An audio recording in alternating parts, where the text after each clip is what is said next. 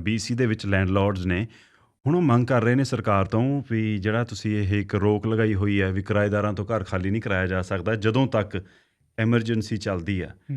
ਹੁਣ ਇਹ ਜਿਹੜੀ ਰੋਕ ਹੈ ਇਹਨੂੰ ਹਟਾਉਣ ਦਾ ਵੇਲਾ ਆ ਗਿਆ, ਕਿਉਂਕਿ ਐਮਰਜੈਂਸੀ ਕੱਲ੍ਹ ਤੱਕ ਹੈ, ਜਿਹੜੀ ਹੁਣ ਰੀਸੈਂਟ ਐਮਰਜੈਂਸੀ ਲਾਗੂ ਕੀਤੀ ਹੋਈ ਸੀ। 9 ਜੂਨ ਤੱਕ ਐਕਸਟੈਂਡ ਕੀਤੀ ਗਈ ਸੀ, ਅਤੇ ਜਦੋਂ ਐਕਸਟੈਂਡ ਕੀਤੀ ਗਈ ਸੀ ਵੇਲੇ ਉਦੋਂ ਜੌਨ ਹੌਰਗਨ ਨੇ ਇਹ ਗੱਲ ਕਹੀ ਸੀ, ਕਹਿੰਦੇ ਨੋ ਐਂਡ ਇਨ ਸਾਈਟ, ਬਈ ਸਾਨੂੰ ਇਹ ਛੇਤੀ ਕਿਤੇ ਖ਼ਤਮ ਹੁੰਦੀ ਨਜ਼ਰ ਨਹੀਂ ਆਉਂਦੀ।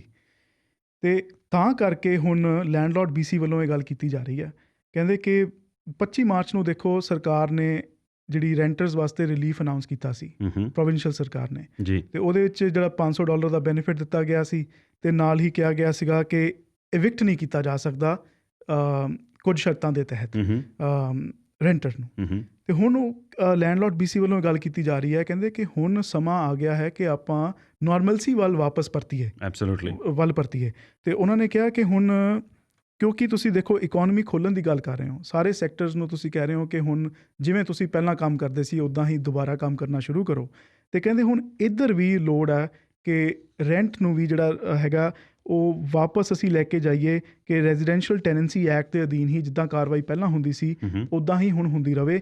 ਐਵਿਕਸ਼ਨ ਕਹਿੰਦੇ ਨਾ ਹੋਣ ਦੇ ਨਾਲ ਬਹੁਤ ਸਾਰੇ ਲੋਕ ਨੇ ਜਿਹੜੇ ਰੈਂਟ ਦੇ ਨਹੀਂ ਰਹੇ। 10% ਲੋਕਾਂ ਨੇ ਵਜੇ April May ਦੇ ਦੌਰਾਨ ਰੈਂਟ ਪੇ ਹੀ ਨਹੀਂ ਕੀਤਾ, ਅਤੇ ਬਹੁਤ ਸਾਰੇ ਅਜਿਹੇ ਲੋਕ ਨੇ ਜਿਨ੍ਹਾਂ ਨੇ 50% ਤੋਂ ਘੱਟ ਰੈਂਟ ਪੇ ਕੀਤਾ ਹੈ। ਹਾਂ, ਇੱਕ ਬਹੁਤ ਵੱਡੀ ਗਿਣਤੀ ਇਹੋ ਜਿਹੀ ਆ। ਇੱਕ ਹੋਰ ਚੱਕਰ ਆ ਵਾਸੂ, ਇਸ ਟਾਈਮ 'ਤੇ ਨਾ ਅਜਿਹੀਆਂ ਕਈ ਮਿਸਾਲਾਂ ਆਈਆਂ ਨੇ ਸਾਹਮਣੇ ਜਿੱਥੇ ਕਿ ਜਿਹੜੇ ਲੈਂਡਲੋਰਡਸ ਨੇ ਉਹਨਾਂ ਨੂੰ ਇਹ ਮਹਿਸੂਸ ਹੋ ਰਿਹਾ ਕਿ ਜਿਹੜੇ ਸਾਡੇ ਰਾਈਟਸ ਸੀਗੇ ਉਹਨਾਂ ਦਾ ਕਿਸੇ ਨੇ ਖਿਆਲ ਹੀ ਨਹੀਂ ਰੱਖਿਆ, ਕਿਉਂਕਿ ਕਈ ਜਿਹੜੇ ਟੈਨੈਂਟਸ ਨੇ ਜਿਨ੍ਹਾਂ ਦੀ ਪਹਿਲਾਂ ਵੀ ਥੋੜ੍ਹੇ ਬਹੁਤੇ ਜਿਹੜੀ ਕੜੱਤਨ ਸੀਗੀ ਲੈਂਡਲੋਰਡ ਦੇ ਨਾਲ, ਜਦੋਂ ਆਹ ਇਵਿਕਸ਼ਨ ਦਾ ਬੈਨ ਲੱਗ ਗਿਆ ਉਸ ਤੋਂ ਬਾਅਦ ਜਿਹੜੇ ਕਈ ਕਿਰਾਇਆ ਦੇ ਵੀ ਸਕਦੇ ਸੀ ਉਹਨਾਂ ਨੇ ਵੀ ਕਿਰਾਇਆ ਦੇਣਾ ਬੰਦ ਕਰਤਾ। ਅਤੇ ਹੁਣ ਜੇ ਕੋਈ ਕਿਰਾਇਆ ਨਹੀਂ ਦੇ ਰਿਹਾ, ਲੈਂਡਲੋਰਡ ਕੋਲੋਂ ਇਹ ਇਖਤਿਆਰ ਜਾਂਦਾ ਲੱਗਾ ਕਿ ਜੀ ਤੁਸੀਂ ਇਸ ਵਿਅਕਤੀ ਨੂੰ ਹੁਣ ਨੋਟਿਸ ਦਿਓ ਅਤੇ ਉਹਨੂੰ ਕਹੋ ਵੀ ਨਿਕਲੋ ਇੱਥੋਂ। ਅਤੇ ਪਹਿਲਾਂ ਜੇ ਕੋਈ ਲੈਂਡਲੋਰਡ ਆਪਣੇ ਟੈਨੈਂਟ ਤੋਂ ਥੋੜ੍ਹਾ ਪਰੇਸ਼ਾਨ ਸੀ, ਹੁਣ ਟੈਨੈਂਟ ਨੂੰ ਪਤਾ ਕਿ ਮੈਨੂੰ ਇਵਿਕਟ ਤਾਂ ਕਰ ਨਹੀਂ ਸਕਦਾ, ਅਤੇ ਉਹ ਹੁਣ ਕਈ ਅਜਿਹੇ ਨੇ, I am not saying all of them but some of them, ਕਈ ਅਜਿਹੇ ਨੇ ਉਹ ਹੋਰ ਜ਼ਿਆਦਾ ਪਰੇਸ਼ਾਨ ਕਰ ਰਹੇ ਨੇ ਕਿਉਂਕਿ ਉਹਨਾਂ ਨੂੰ ਹੁਣ ਇੱਕ ਤਰੀਕੇ ਦੀ ਇਮਿਊਨਿਟੀ ਮਿਲ ਗਈ ਹੈ। ਅਤੇ ਵਿਜੇ ਇਹਦੇ ਵਿੱਚ ਨੁਕਸਾਨ ਸਿਰਫ ਲੈਂਡਲੋਰਡ ਦਾ ਹੀ ਨਹੀਂ ਹੋ ਰਿਹਾ, ਇਹਦੇ ਵਿੱਚ ਨੁਕਸਾਨ ਟੈਨੈਂਟ ਦਾ ਵੀ ਹੋ ਰਿਹਾ, ਕਿਉਂਕਿ ਜਿਹੜਾ ਤੁਸੀਂ ਰੈਂਟ ਪੇ ਅਜੇ ਨਹੀਂ ਕਰ ਰਹੇ ਹੋ ਉਹ ਮਾਫ ਤਾਂ ਨਹੀਂ ਹੋ ਗਿਆ। ਹਾਂ, ਉਹ ਕੈਰੀ ਫਾਰਵਰਡ ਹੋ ਰਿਹਾ, ਉਹ ਡੈਟ ਬਣ ਰਿਹਾ ਤੁਹਾਡਾ ਜੀ, ਅਤੇ ਉਹ ਤੁਹਾਨੂੰ ਜਾ ਕੇ ਜਦੋਂ ਇਕੱਠਾ ਹੋ ਗਿਆ ਉਹ ਪੇ ਕਰਨਾ ਔਖਾ, ਮਤਲਬ ਨਾਮੁਮਕਿਨ ਹੀ ਹੋ ਜਾਣਾ। ਬਸ ਉਹ ਇਸ਼ੂ ਪਤਾ ਕੀ ਆ, ਦੇਖੋ ਕਈ ਲੈਂਡਲੋਰਡਸ ਜਿਨ੍ਹਾਂ ਦੇ ਨਾ ਮੈਸੇਜਿਸ ਆਉਂਦੇ ਰਹੇ ਨੇ, ਉਹ ਕਹਿੰਦੇ ਜੀ ਕਿਰਾਇਆ ਸਾਨੂੰ ਮਿਲ ਨਹੀਂ ਰਿਹਾ। ਅਤੇ ਮੈਂ ਕਿਹਾ ਵੀ ਕਿਰਾਇਆ, ਫਿਰ ਆਹੀ ਗੱਲ ਮੈਂ ਕਿਹਾ ਵੀ ਇਹ ਇੱਕ ਆਰਗੂਮੈਂਟ 'ਤੇ ਇਹ ਆਉਂਦਾ ਨਾ ਇਹਦੇ ਜਵਾਬ ਦੇ ਵਿੱਚ ਵੀ ਉਹ ਕਿਰਾਇਆ ਮੁਆਫ ਤਾਂ ਨਹੀਂ ਹੋ ਰਿਹਾ, ਕਿਰਾਇਆ ਤਾਂ ਐਕਿਊਮੂਲੇਟ ਹੋਈ ਜਾ ਰਿਹਾ। ਵੀ ਜੇ ਤੁਸੀਂ ਉਹ 3 ਮਹੀਨੇ ਬਾਅਦ ਜਾਂ 4 ਮਹੀਨੇ ਬਾਅਦ ਜਾਂ ਜਦੋਂ ਵੀ ਸਿਚੁਏਸ਼ਨ ਸੁਧਰੇਗੀ ਉਦੋਂ ਤੁਸੀਂ ਕਿਰਾਇਆ ਵਸੂਲ ਲਓਗੇ।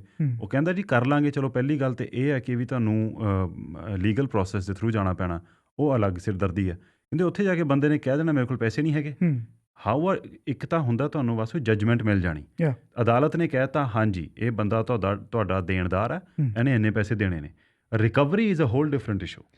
ਬਿਲਕੁਲ ਵਿਜੇ, ਪੈਸੇ ਤਾਂ 1 ਮਹੀਨੇ ਦਾ ਰੈਂਟ ਪੇ ਕਰਨ ਲਈ ਨਹੀਂ ਹੈਗੇ ਬਹੁਤ ਲੋਕਾਂ ਕੋਲ, ਅਤੇ ਜੇ 3 ਜਾਂ 4 ਮਹੀਨੇ ਦਾ ਰੈਂਟ ਇਕੱਠਾ ਹੋ ਗਿਆ ਤਾਂ ਉਹ ਕਿੱਥੋਂ ਪੇ ਹੋਣੇ ਨੇ ਜੀ। ਅਤੇ ਇੱਕ ਪਾਸੇ ਤਾਂ ਦੇਖੋ ਹੁਣ ਲੈਂਡਲੋਰਡ BC ਹੈ ਜੋ ਕਹਿ ਰਹੇ ਨੇ ਕਿ ਇਹ ਜਿਹੜਾ ਇਵਿਕਸ਼ਨ ਦੇ ਉੱਤੇ ਬੈਨ ਹੈ ਇਹਨੂੰ ਹਟਾ ਦਿੱਤਾ ਜਾਵੇ ਹੁਣ, ਅਤੇ ਦੂਜੇ ਪਾਸੇ ਵੈਨਕੂਵਰ ਟੈਨੈਂਟਸ ਯੂਨੀਅਨ ਵੀ ਹੈ ਜੀ, ਅਤੇ ਉਹ ਹੁਣ ਕਹਿ ਰਹੇ ਨੇ ਕਿ ਬੈਨ ਨੂੰ ਜਿਹੜਾ ਹੈ ਉਹ ਸਿਰਫ ਐਮਰਜੈਂਸੀ ਦੇ ਹੋਣ ਤੱਕ ਹੀ ਨਹੀਂ, ਜਿੰਨੀ ਦੇਰ ਤੱਕ ਐਮਰਜੈਂਸੀ ਲਾਗੂ ਹੈ ਉਨੀ ਦੇਰ ਤੱਕ ਹੀ ਬੈਨ ਨਾ ਰੱਖੋ, ਜਿੰਨੀ ਦੇਰ ਤੱਕ ਇਹ ਪੈਂਡੈਮਿਕ ਨਹੀਂ ਖਤਮ ਹੁੰਦਾ ਉਦੋਂ ਤੱਕ ਕਹਿੰਦੇ ਇਹਨੂੰ ਐਕਸਟੈਂਡ ਕਰੋ।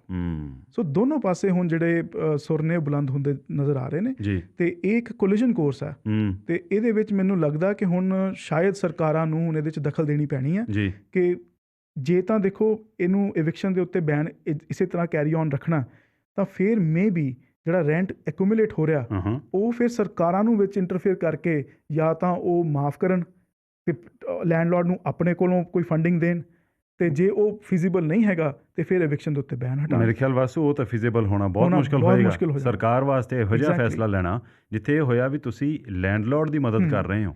I think that does not look good for any kind of politics.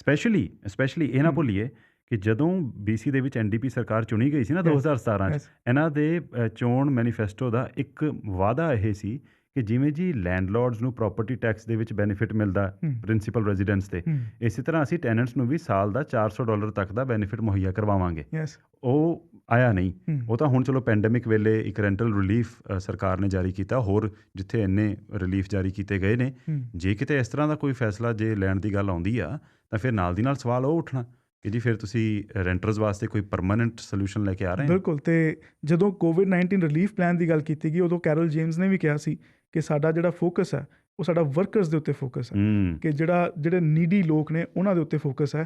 ਸੋ ਜੇ ਇਸ ਕੰਟੈਕਸਟ 'ਚ ਗੱਲ ਕਰੀਏ ਤਾਂ ਉਹ ਰੈਂਟਰ ਨੇ। ਬਸ ਇਸ ਵੇਲੇ ਅਸੀਂ ਤਕਰੀਬਨ ਪੌਣਾ ਘੰਟਾ ਪਹਿਲਾਂ ਆਪਣੇ ਫੇਸਬੁੱਕ ਪੇਜ 'ਤੇ ਇਸੇ ਦੇ ਸੰਦਰਭ ਵਿੱਚ ਇੱਕ ਪੋਲ ਕੁਐਸਚਨ ਪਾਇਆ ਸੀ ਕਿ ਕੀ ਤੁਹਾਨੂੰ ਲੱਗਦਾ ਹੈ ਕਿ ਹੁਣ ਜਿਹੜਾ ਇਹ ਬੈਨ ਹੈ ਜਿਹਦੇ ਤਹਿਤ ਕਿ ਰੈਂਟਰਸ ਨੂੰ ਮਕਾਨ ਖਾਲੀ ਕਰਨ ਲਈ ਨਹੀਂ ਕਿਹਾ ਜਾ ਸਕਦਾ, ਕੀ ਹੁਣ ਇਸ ਬੈਨ ਨੂੰ ਹਟਾ ਦੇਣਾ ਚਾਹੀਦਾ, ਹਾਂ ਜਾਂ ਨਾ? ਇਹਦੇ 2 ਜਵਾਬ ਨੇ। ਅਤੇ ਇਸ ਦੇ ਵਿੱਚ ਜਿਹੜੀਆਂ ਹੁਣ ਤੱਕ ਵੋਟਸ ਆਈਆਂ ਨੇ ਉਹਨਾਂ ਦੇ ਵਿੱਚੋਂ ਬਸ ਉਹ ਇੱਕ ਵੱਡੀ ਗਿਣਤੀ ਅਜਿਹੀ ਹੈ ਜਿਨ੍ਹਾਂ ਦਾ ਇਹ ਮੰਨਣਾ ਕਿ ਇਹ ਬੈਨ ਹੁਣ ਹਟਾ ਦੇਣਾ ਚਾਹੀਦਾ। ਸੋ 60% ਤੋਂ ਜ਼ਿਆਦਾ ਰਿਸਪੋਂਡੈਂਟਸ ਦਾ ਅਜੇ ਇਹ ਕਹਿਣਾ। ਤੁਸੀਂ ਇਸ ਬਾਰੇ ਕੀ ਸੋਚਦੇ ਹੋ? ਸਾਡੇ ਫੇਸਬੁੱਕ ਪੇਜ 'ਤੇ ਜਾ ਕੇ ਤੁਸੀਂ ਵੀ ਵੋਟ ਕਰ ਸਕਦੇ ਹੋ। 8 ਵਜੇ ਤੋਂ ਬਾਅਦ, ਖਬਰਾਂ ਤੋਂ ਬਾਅਦ ਤੁਹਾਡੇ ਵਿਚਾਰ ਔਨ ਏਅਰ ਵੀ ਇਸੇ ਵਿਸ਼ੇ 'ਤੇ ਸ਼ਾਮਲ ਕੀਤੇ ਜਾਣਗੇ। ਅਤੇ ਇਹ ਸਾਰੀ ਗੱਲ ਹੋ ਰਹੀ ਹੈ ਰੈਜ਼ੀਡੈਂਸ਼ੀਅਲ ਟੈਨੈਂਟਸ ਬਾਰੇ।